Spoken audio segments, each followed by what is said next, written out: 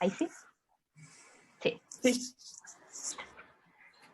Ya, bueno, bienvenidos. Muchas gracias a todos por acompañarnos a una reunión más de este informe meteorológico que emitimos a principios de cada mes y que tiene como objetivo analizar lo que ha pasado durante octubre, también tener una proyección para noviembre y en este caso para el trimestre que viene, que es noviembre, diciembre, enero.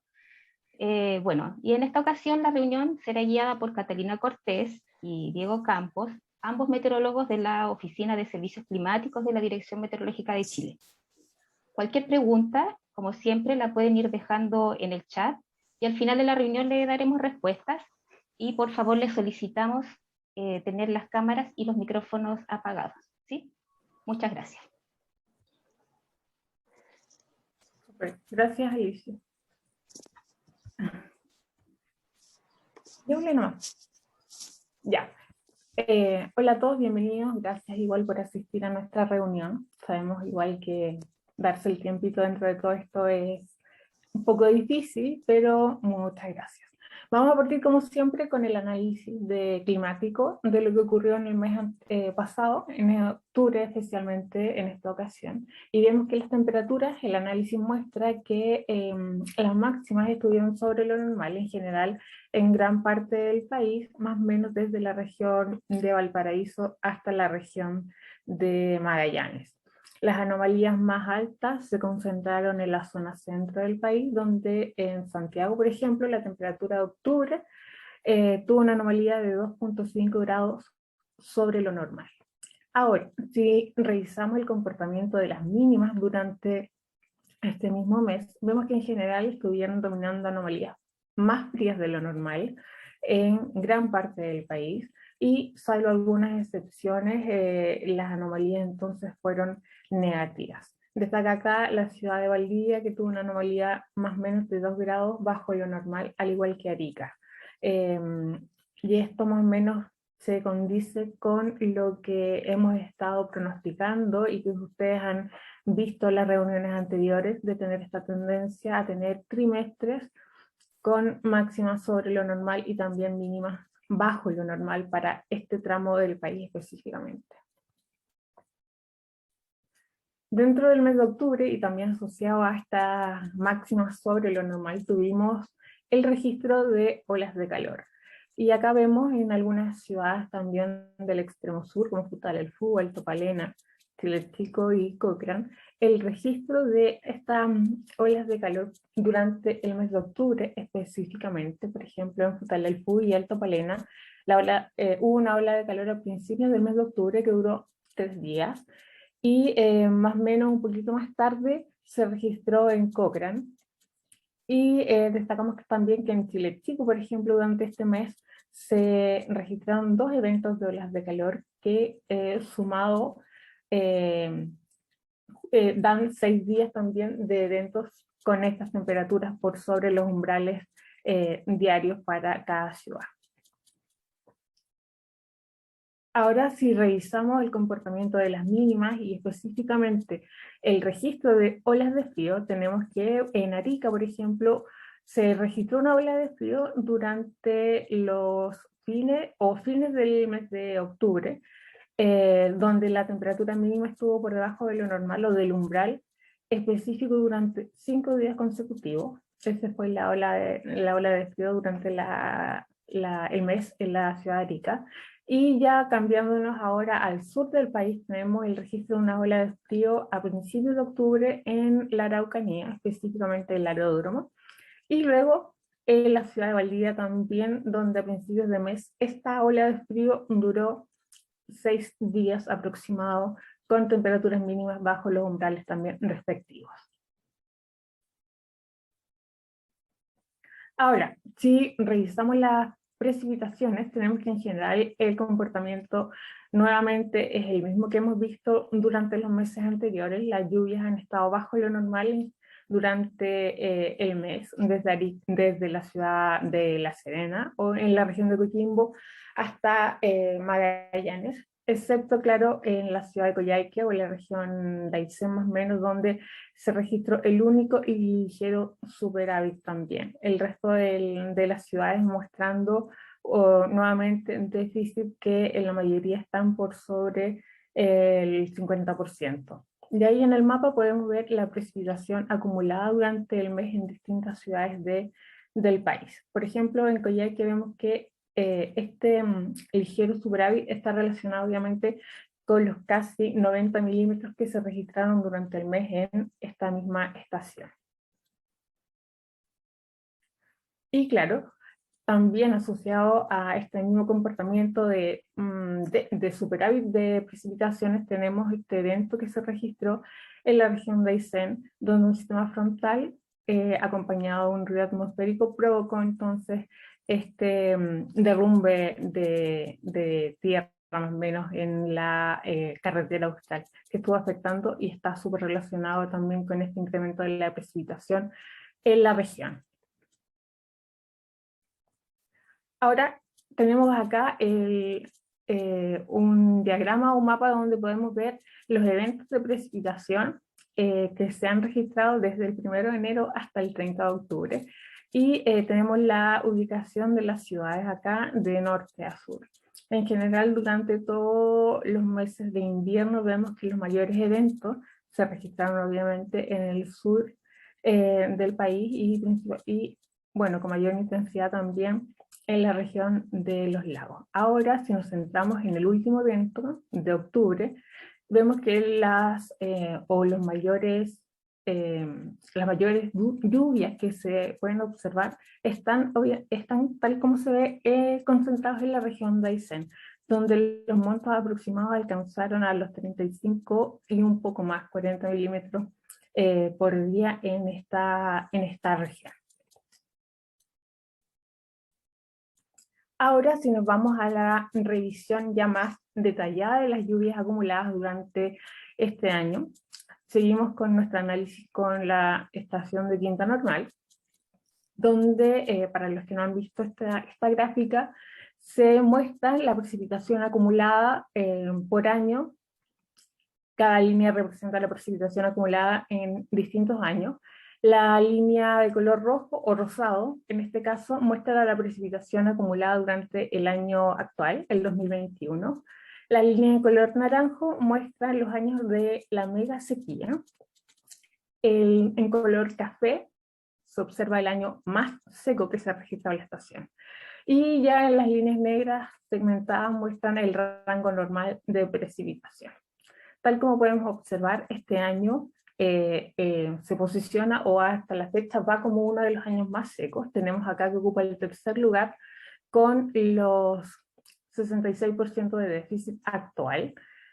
Y obviamente se posiciona un poco mejor que el año 2019, que está presente acá como el año más seco, pero la situación debería mantenerse más bien similar. El déficit esperado hacia fin de año debiese incrementarse un poco más, de no llover durante noviembre y diciembre, que son los meses que se está esperando la precipitación durante fines de año. Ahora, si nos vamos un poco más al sur, esta situación, como podemos ver, se vuelve un poco más extrema y un poco más grave. Si vemos ahora la estación de Talcahuano, Concepción Talcahuano, vemos que este año se posiciona como el más seco de los registros, con un déficit del 46%, solo se han acumulado 558 milímetros, y de no llover, obviamente, en los meses que restan, esta situación debería mantenerse y podríamos esperar entonces que Concepción también termine con el año más seco de sus registros en lo que ya tenemos desde 1961 a la fecha. La situación es un poco mejor en Temuco, aunque igual se mantiene dentro de la situación grave. Tenemos que a la fecha se acumulan 690 milímetros aproximadamente y se ocupa el tercer lugar, con un déficit del 34%. Si vemos la gráfica, podemos notar que este año lleva un comportamiento bastante similar a los años de la mega sequía. Así que, aunque es un año seco, importante seco, más bien está siguiendo el comportamiento que hemos visto durante los últimos años. Y ya en Valdivia la situación es como la más grave también, porque claro, solemos pensar que en el sur tiende a llover y no se ve tan afectado también a esta situación seca, que sí uno tiende a pensar que es mucho más intensa en la zona centro.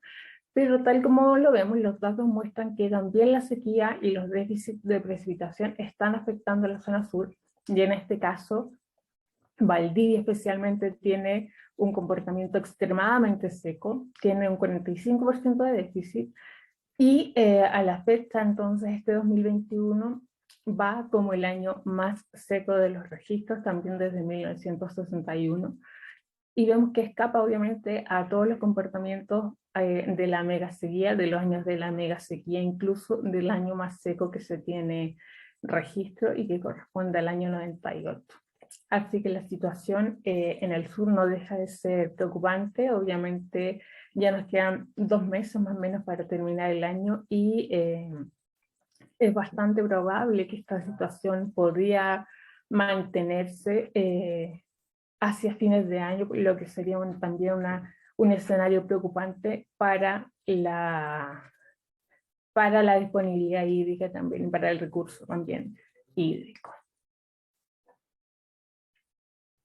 Como resumen, entonces, tenemos que durante el mes de octubre las temperaturas máximas estuvieron sobre lo normal en general, entre Valparaíso y Magallanes. Casi todo el país tuvo mañanas más frías de lo normal.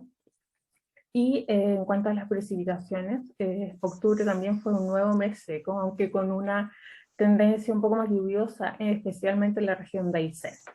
Mientras que si analizamos y vemos los gráficos de precipitación acumulada, vemos que la situación en el sur del país es bastante preocupante. Las lluvias durante este año, o las lluvias, o la falta de lluvias durante este año, lo van posicionando como uno de los más secos, y en Valdivia la situación ya es bastante extrema.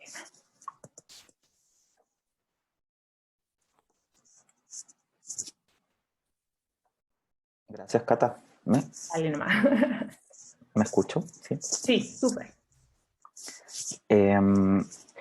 Bueno, después de ese no tan alentador resumen de lo que ha pasado en el último mes y el acumulado del año, vamos a ver un poco esto de que nosotros llamamos las señales del océano y la atmósfera, que es un poco la mirada más amplia. Y los que han seguido estas reuniones en los últimos meses saben que hemos estado hablando de que la niña podía volver, ¿cierto? Sabemos que comenzamos el año con un evento de la niña que terminó por ahí por febrero, y estuvimos en la neutralidad, en una neutralidad media fría todos estos meses, hasta que ahora ya estamos en valores la niña de nuevo. Eso significa entonces un enfriamiento del Pacífico Ecuatorial Central, y como se ve en esta figura que muestra las anomalías en una semana aquí a finales de octubre, vemos que las anomalías frías están concentradas en la zona del Pacífico Central, y no tanto cerca de la costa como típicamente son los niños, que los niños, el calentamiento es más bien cercano a la costa de Sudamérica, mientras que en la niña es más típico que ocurra esto en el Pacífico Central. Así que si vemos los números en niño 3, 3, 4 y 4, vemos que ya estamos en rango niña, es decir, por debajo de los menos 0,5 de anomalía, y la tendencia también es interesante porque es a un enfriamiento, ¿cierto? Esto lo veíamos también y lo veníamos mencionando en las últimas reuniones. El niño 1 más 2 suele tener ahí una variabilidad media desacoplada a veces con lo que pasa en el Pacífico Central, y vemos que en el último mes hay un pequeño calentamiento, casi cero en realidad, de variabilidad. Con respecto a nuestra zona predilecta, si se quiere, para hablar de sequía en los últimos años, que es esta zona de la Mancha Cálida, vemos que se mantiene cálida, ¿sí? Y eso también es algo que hemos observado en otros periodos la niña. A pesar de que el Pacífico Ecuatorial Central se enfría, esa zona se mantiene cálida, ¿sí? y de hecho ya sabemos a esta altura que parte de que se mantenga cálida es un poco la falta de lluvias en el Pacífico Ecuatorial Central. Esta figura de la izquierda muestra un poco la evolución de las anomalías de temperatura del mar, y vemos que en algunas regiones los valores están comparables incluso con lo que observamos a principios de año. En la zona del Niño 4 todavía no, esto es en la parte más occidental, y vemos que todavía está, es más cálida esta niña, o sea, es más débil, si uno lo quiere poner desde ese punto de vista. El forzamiento dinámico, físico, viene dado por ondas oceánicas. En este caso tuvimos un primer pulso a principios de julio que provocó estas anomalías negativas en el contenido de calor en el Pacífico Ecuatorial, y ahora desde septiembre un nuevo pulso frío, una onda de afloramiento, vemos que provoca entonces esta fuerte anomalía del contenido de calor, que en este caso muchas veces es precursor de las anomalías de temperatura superficial del mar. Y como vemos en esta figura acá arriba, las anomalías de calor negativas llegan a valores muy parecidos a los que tuvimos en la niña que terminó a finales del año pasado, a principios de este año. Así que esto es un buen indicativo de que esta niña, si bien débil, pero tampoco va a ser tan débil, al menos si es que uno se fija en esta variable. Si miramos por debajo del océano, vemos también anomalías negativas, suficientes anomalías negativas para que el enfriamiento se mantenga por un par de meses, y vamos a ver que eso es justamente lo que proyectan los modelos. Sin embargo, por detrás, si se quiere, más hacia el Pacífico Occidental, hay anomalías positivas, ¿sí? Y eso también es un indicativo de que podría ser de corta duración esta nueva niña. El cambio semanal obviamente muestra un enfriamiento en la zona del Pacífico Ecuatorial Central. La atmósfera tiene que responder, ¿cierto? Para que esto sea considerado la niña. No sabemos que este es un fenómeno acoplado, y en este caso uno espera que los vientos alisios o estos vientos cercanos a la superficie en el Pacífico Ecuatorial estén más intensos de lo normal, y por lo tanto uno debería querer ver esta figura muy azul cuando tiene una niña, es decir, anomalías del viento del este más intensas. Y eso es justamente lo que se ha visto en las últimas semanas o en los últimos meses. Con respecto a la convección, uno quiere ver justamente menos convección de lo normal en el Pacífico Ecuatorial Central, y eso es justamente lo que estamos viendo. Pero también llama la atención esta especie de conexión entre el Pacífico Ecuatorial Central y el sur de Sudamérica, o específicamente Chile, ¿sí? Y esto lo hemos estudiado en los últimos años como estas tormentas que salen desde la zona de convergencia del Pacífico Sur hacia Chile Central. En este caso sería la falta de tormenta, y que explicaría en buena parte las anomalías de precipitación que mostraba Catalina en la figura anterior. Con respecto a la oscilación de Madden y Julian, vemos que esta variabilidad intraestacional, ¿cierto? Vemos que en octubre estuvo la convección bien lejos en realidad del Pacífico, y más cerca del continente marítimo, ¿sí? En la fase 5. Típicamente uno conoce que entre la fase 7 y 2 más o menos son fases favorables para la precipitación en Chile. Y vemos que desde agosto que esta oscilación no se da una vuelta por esas fases, ¿sí? Septiembre y octubre han estado en fases que son desfavorables para la precipitación. Por otro lado, la oscilación antártica o el índice del SAM, ¿cierto? También uno sabe que es la fase negativa la que de alguna forma está un poco más relacionada con eventos de precipitación, sobre todo en la parte sur de Chile, y por el contrario vemos que lo que ha dominado es en realidad la fase positiva. Así que ambas oscilaciones de variabilidad interestacional, una tropical y otra polar, no han sido favorables para las lluvias, y de nuevo son parte de la explicación de las anomalías que mostrábamos anteriormente. Lo más interesante entonces es que la niña se estableció tal y como lo proyectaban los modelos, y que tanto océano como atmósfera están acoplados en este fenómeno. Menos convección en el Pacífico Ecuatorial Central, menos convección conectada con el sur de Sudamérica, vientos alisios ligeramente reforzados, y obviamente anomalías frías del mar en todo el Pacífico Ecuatorial Central. Con ese panorama veamos que nos dicen las proyecciones o el pronóstico para los próximos meses. Un poco, de nuevo, partiendo por esta escala interestacional, la oscilación de Mann y Julian, que veíamos que se había mantenido más o menos en la fase 5, ahí muy cerca del continente marítimo, súper disperso el pronóstico, nada muy claro, pero todo bien occidental, si se fijan. O sea, incluso en el mejor de los casos podría llegar a la fase 7, eso es bien Pacífico Occidental y no mucho Pacífico Central, y de nuevo está una buena señal de que la línea está establecida y que la convección no se va a dar en el Pacífico Ecuatorial Central, al menos en las próximas semanas. Y con respecto a la oscilación antártica, a este pronóstico indica también una permanencia de esta fase más bien positiva, ¿sí? Y también en la última reunión estuvimos hablando sobre el vórtice polar reforzado, ¿cierto? Y eso también justamente favorece la presencia más bien de la fase positiva de la oscilación antártica. Así que ambas cosas tienen sustento de ser.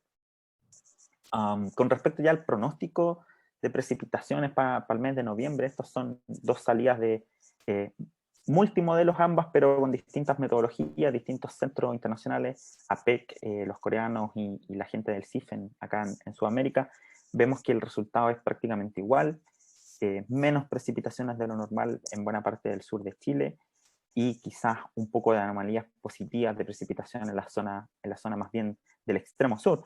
Pero estas anomalías positivas ya sabemos, en los últimos meses lo hemos observado, que se dan más bien en la zona que no está poblada por Chile, o sea, al otro lado de la cordillera. Sabemos que nuestras estaciones en el extremo sur están al otro lado de la cordillera, al lado este de los Andes, ¿sí?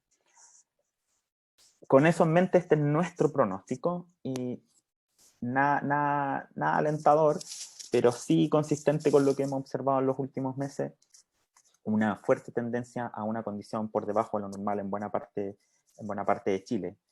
¿Sí? Al menos el Chile que se puede hacer pronóstico y que no es considerado estación seca. Entonces, desde el Maule hacia el sur, hay algo de incertidumbre, ¿cierto?, en la zona de Aysén, y que deja el pronóstico incierto, pero todo el resto del pronóstico es con una condición deficitaria de precipitaciones, lamentablemente, para el mes de noviembre. Ustedes saben, la tabla la pueden encontrar, donde están los montos del rango normal, ¿cierto?, y el pronóstico estación por estación. Para pasar a hablar un poco de la escala estacional ahora, nos tenemos que preocupar de qué va a pasar con la niña, si se va a mantener o no se va a mantener, y como vemos, hay una fuerte probabilidad de que se mantenga en el trimestre noviembre, diciembre, enero, por sobre un 90% de probabilidad de que la niña se mantenga, ¿sí? Que esté en nuestro verano, es decir, le agregamos febrero al análisis, también, muy alta la probabilidad.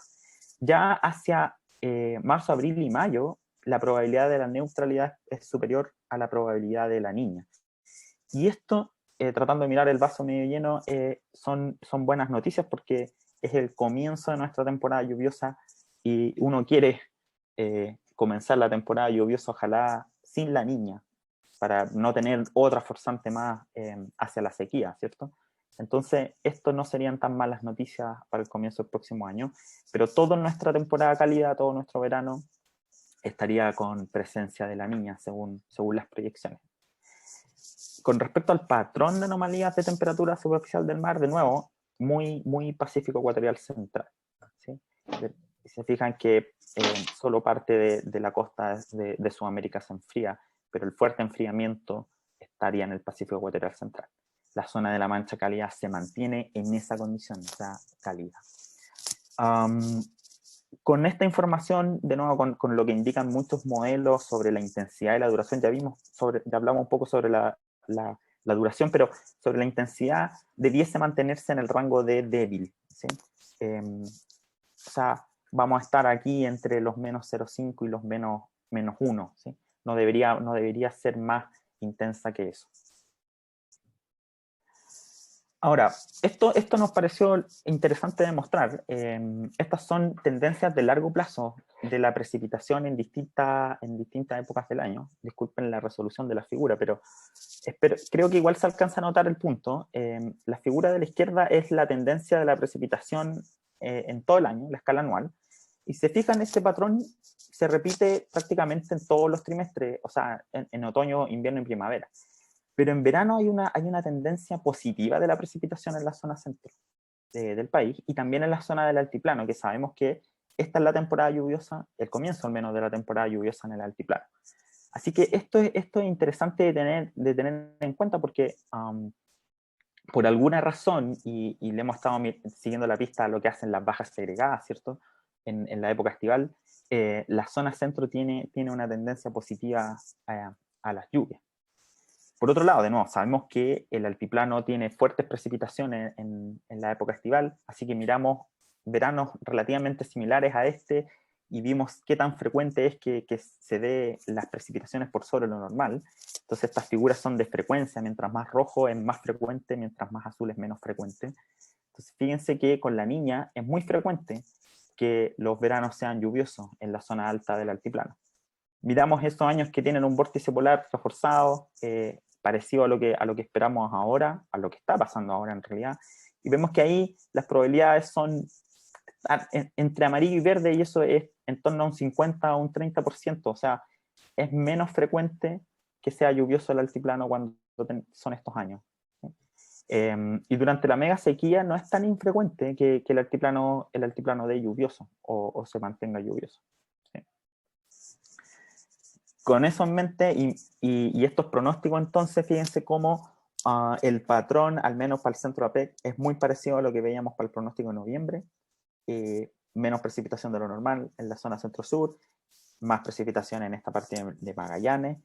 El pronóstico de IRI da una ligera mayor probabilidad a una condición más lluviosa en la zona centro, y eso es interesante, y ya lo vamos a conversar.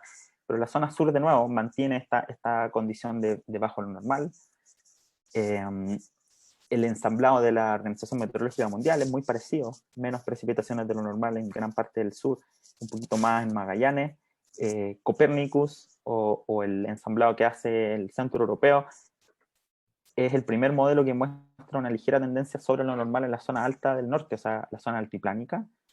Y como vimos el análisis en los años de la Niña, es frecuente que sea lluvioso el altiplano, entonces no es tan extraño este pronóstico, y de hecho son más extraños aquellos que dan una condición seca. Sin embargo, y déjenme volver, ninguno da una condición seca, dan al menos una condición climática, una condición climatológica.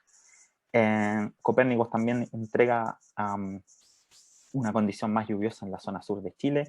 Y por último, el proyecto Clímax de acá de Sudamérica, alta incertidumbre al final de lo que muestran sus resultados, y el CIFEN da también una condición más bien seca en la zona sur del país, pero la zona norte la dejan ahí en una condición más bien climatológica. O sea, para el sur parece estar claro el panorama de una condición de menos lluvia de lo normal, pero el extremo norte no está tan claro, al menos en el resultado de los modelos, ¿sí?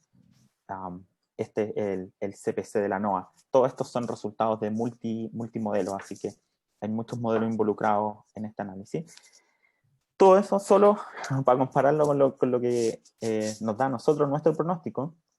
Fíjense que tanto el extremo norte como el extremo sur a nosotros nos da con una ligera tendencia sobre lo normal. No es un sobre lo normal categórico, pero sí una condición entre normal o climatológica y más lluviosa de lo normal. O sea, en el extremo norte, bien parecido a lo que muestran la mayoría de los modelos, que al menos dan una condición climatológica.